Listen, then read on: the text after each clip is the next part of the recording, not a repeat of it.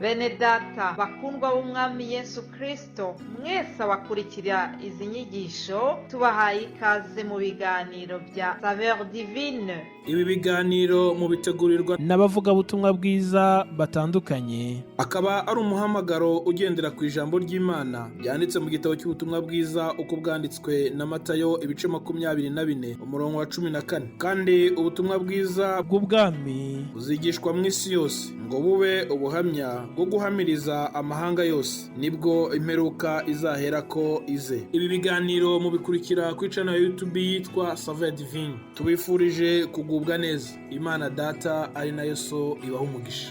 Haleluya, haleluya. Ndabaramukije mwese nshuti z'umusaraba bakundwa, bene data, nshuti mwese bakurikira iki kiganiro Saveur Divine. Amahoro ya Kristo nabane namwe. Nejejwe n'Imana mu mutima wanjye. Ndashimira Yesu cyane kuko aduhaye kongera gutangira ikindi cyumweru. Nukuri turashima Imana. Turi mu kwezi kwa gatandatu, uyu mwaka ugeze muri kimwe cya kabiri. Kuba mbavugisha nuko ari uburinzi bw'Imana bwabaye kuri nge, kandi namwe abanyumva ndahamya neza yuko hari uburinzi bw'Imana bukomeje kubana namwe, tukaba rero tukiri kumwe. Ndashimira mwebwe mwese abakurikira iki kiganiro, abashyigikira uyu muhamagaro Imana yashyize muri twe. Nukuri Imana iduhana umugisha aho muri mwese. Nuko rero ndifuza ko twatangira kino cyumweru dusoma aya magambo meza tubona mu maganya ya Yeremiya, igitabo cy'amaganya ya Yeremiya igice cya 3 ku murongo wa 22. Handitse ngo imbabazi z'Uwiteka nizo zituma tudashiraho, kuko ibambe rye ritabura, zihora zunguka uko bukeye. Umurava wawe ni munini, umutima wanjye uravuga uti Uwiteka niwe mugabane wanjye, nicyo gituma nzajya mwiringira. Uwiteka abereye mwiza abamutegereje, Imana ishimwe. Uwiteka abereye mwiza abamutegereje. Aya magambo n'umuhanuzi Yeremiya yayavuze. Umuhanuzi Yeremiya yari afite agahinda amaze kubona ukuntu Yerusalemu hasenyutse, amaze kubona ukuntu urusengero rwasenyutse. Muzi neza yuko abantu bagomeye Imana barayicumuraho, nuko rero Uwiteka arabahana. Ni mw'icyo gihano rero nibwo Yerusalemu hasenyutse. Nuko Yeremiya ibyo byose yarabibonye, yabibayemo, ibyo bikomeye yabinyuzemo hamwe n'abandi bagenzi be. Yeremiya rero birashoboka yuko yari yafashe igihe cyo gusenga, cyo kubana n'Imana, aza kugeraho nubwo yari afite agahinda mu mutima we, ariko Imana irazira mukomeza. Aya magambo amuza mu mutima, nuko aravuga ati uko biri kose, nubwo twanyuze mu bikomeye, nubwo urusengero rwashenywe, ndacyafite ibyiringiro. Haleluya. Aravuga ati uko byamera kose imbabazi z'Uwiteka nzi ko zihoraho, kandi nzi neza yuko ibambe rye ritazigera ribura. Haleluya. Birashoboka yuko nawe nka Yeremiya waba ufite amaganya aya n'aya, hari ibyaguteye umubabaro, hari ibyasenyutse mu buzima bwawe, hari ibyo watakaje, ariko ndagira ngo iri jambo ryongere rigutera imbaraga. Umenye yuko imbabazi z'Uwiteka n'ibambe rye bihoraho igihe cyose, ngo kandi ngo bihora byunguka, ngo kandi umurava w'Uwiteka ni munini. Haleluya. Umutima wawe uvuge, wature yuko Uwiteka ari we mugabane wawe. Reka iri jambo ritume iki cyumweru cyose wogerwamo imbaraga. Nicyo gituma nzajya mwiringira. Uko niko Yeremiya yavuze. Aravuga ati Uwiteka abereye mwiza abamutegereze. Bene data, nimureke natwe dutegereze Uwiteka. Mbese hari undi muntu wagira icyo atumarira kurusha Uwiteka? Ntawe. Hahirwa abategereza Uwiteka ntibarambirwe Imana ishimwe cyane.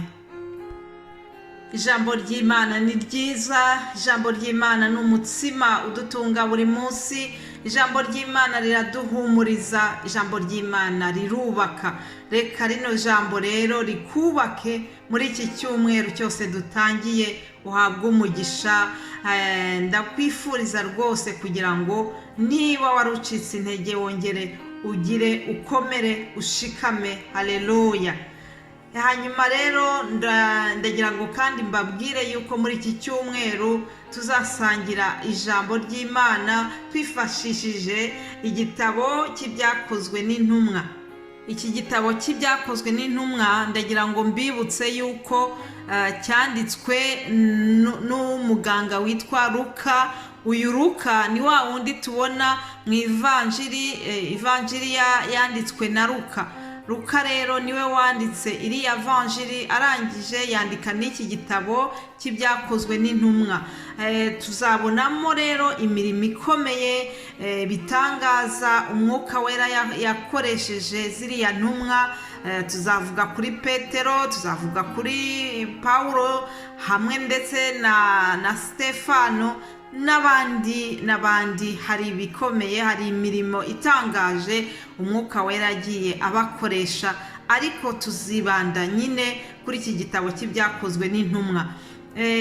Intumwa Pawulo, ndashaka kugira icyo nyibabwiraho, nuko hari ahantu atandukaniye n'izindi ntumwa za Yesu. Mu by'ukuri mu gihe Yesu yabaye muri iyi si, muzi yuko yakoze imirimo n'ibitangaza, agendana na bariya bigishwa be, byinshi yabikoze babona. Yesu yagiye abahamagara aho bari mu yindi mirimo yabo y'uburobyi ndetse no mu bindi binyuranye, arabahamagara abagira intumwa ze, bagendana nawe, baramubona kurinda asubira mu ijuru. Yazamutse bamureba ngo cya gicu kiramubakingiriza, sibyo? Ariko Pawulo we ntabwo yigeze abana na Yesu. Muri iki gihe bari kumwe na Yesu muri iyo myaka, Pawulo we ntabwo yari ari hamwe nawe, ntabwo yagendanye nawe, ntabwo yigeze amukora mu ntoki. Pawulo muzi ko yari umuntu watotezaga ubwoko bw'Imana, yabanje gutoteza itorero ry'Imana. Turabibona mu byakozwe n'intumwa igice cya 9, mushobora kugisoma cyose kugira ngo murebe ukuntu Yesu yaje akamubonekera mu iyerekwa, hanyuma Pawulo agahita ahinduka, agakizwa, akaba umuvugabutumwa ukomeye. Imana yamukoresheje ibikomeye. Yewe burya itangira ryawe naho ryaba ribi, icyangombwa ni uko iherezo ryawe ryaba ryiza. Haleluya. Uwatangiye ari umuntu utoteza abana b'Imana, Yesu yaramubonekeye, ubuntu bwa Yesu bwamukozeho maze arahinduka. Ndifuza yuko muri iki cyumweru hari umuntu wakorwaho n'ubuntu bw'Imana agahindukirira Yesu nawe.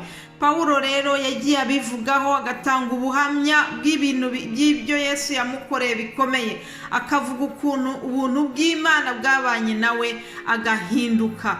Nuko turabibona mu Bakorinto igice cya 15 kuri uyu murongo wa 8. Reka mbasomere mwumve ubuhamya Pawulo yatanze. Aravuga ati, kandi nyuma ya bose nanjye arambonekera, ndi nk'umwana w'icyenda, kuko noroheje hanyuma y'izindi ntumwa zose, ndetse ntibinkwiriye ko nitwa intumwa, kuko narenganyaga itorero ry'Imana. Ariko ubuntu bw'Imana nibwo bwatumye mba uko ndi, kandi ubuntu bwayo nahawe ntibwabaye ubw'ubusa, ahubwo nakoze imirimo myinshi irute iya bose. Nyamara si njye, ahubwo ni ubuntu bw'Imana buri kumwe nanjye. Haleluya. Pawulo arahamije ati ubuntu bw'Imana nibwo bwatumye mba uko ndi. Ubuntu bw'Imana nibwo bwatumye akora biriya bintu bikomeye. Ubuntu bw'Imana nibwo bwatumye azura wa mugabo wari uri mu idirishya agahanuka agapfa. Ubuntu bw'Imana nibwo bwatumye ashobora kwandika ziriya nzandiko zose ubuntu bw'Imana buratangaje cyane. Icyampa ngo ubuntu bw'Imana natwe budukoreho. Icyampa ngo ubuntu bw'Imana butangaje bugira uwo bukoraho muri iki cyumweru, bugira uwo buhindura. Haleluya! Icyampa imirimo y'Imana igakorerwa muri twebwe nk'uko yagiye ikorerwa muri bariya ba kera. Ibyo Umwuka Wera yabakoresheje, ndifuza kugira ngo natwe izadukoreshe iby'ubutwari, tuzabone ubuhamya bwo gutanga muri iyi minsi iri imbere. Ndabyizeye kuko Umwuka Wera ntabwo arobanura ku butoni, azabiguha. Nugira inyota, nubisaba, nubiririra, nubisaba ubyingingiye, Imana Umwuka Wera ashobora kubigukoresha mu izina rya Yesu. Ndanezerewe kuzakomeza kuganira namwe mu rurimi rw'Igifaransa, tuvuga ku bitangaza, imirimo ikomeye bakoreshejwe n'izi mbaraga z'umwuka. Imana ibahe umugisha, bifurije icyumweru cyiza. Amen.